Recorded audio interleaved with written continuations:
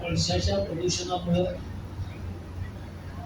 नुकसान होत आहे, पिकाचं होत आहे, इतर देखील अनेक समस्या आपण मांडलेल्या आहेत, तेही होत आहे. ही समिती पिकाचं नुकसान जे होत आहे त्यासाठी धोरण तयार करण्यासाठी आहे.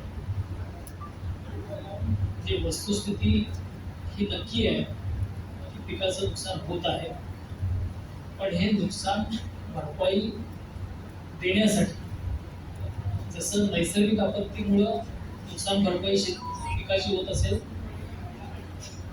तर त्याला भरपाई देण्याचं धोरण आहे.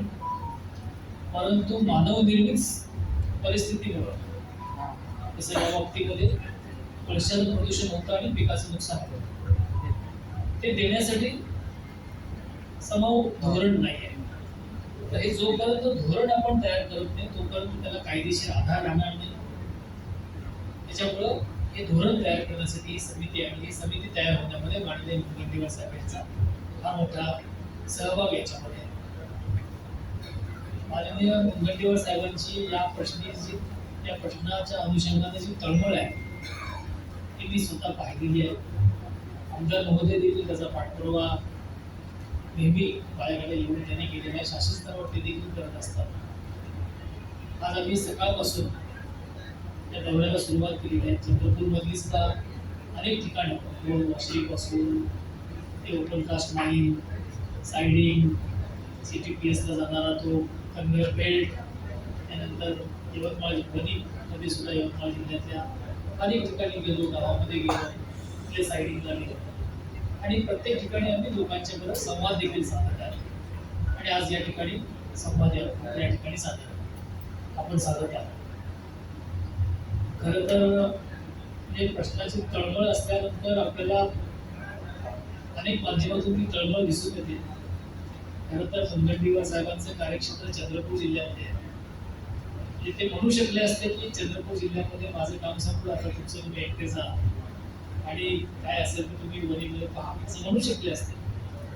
परंतु हा प्रश्न इतका मोठा आहे की हा चंद्रपूर जिल्ह्यासोबत वणीचा आहे आणि महाराष्ट्रातल्या सर्वच ठिकाणचा हा प्रश्न आहे. हा तडीच नेला पाहिजे, ही तळमळ आहे म्हणून ते वणीला या ठिकाणी ते आलेले आहेत आणि या प्रश्नासंबंधी आपली देखील सर्व बाजू त्यांनी ऐकून घेतली. त्याबद्दल मी मुनगंटीवार साहेबांचे मनापासून आभार मानतो. आमची समिती जी आहे ही अतिशय शास्त्रीय पद्धतीने अभ्यास करत आहे. म्हणजे आम्ही जे धोरण बनवू, कुठलंही धोरण बनवल्यानंतर ते काही वेळा चॅलेंज पण होत असतं. लोक कोर्टामध्ये जातात, वेगवेगळ्या माध्यमाच्या ठिकाणी जात असतात.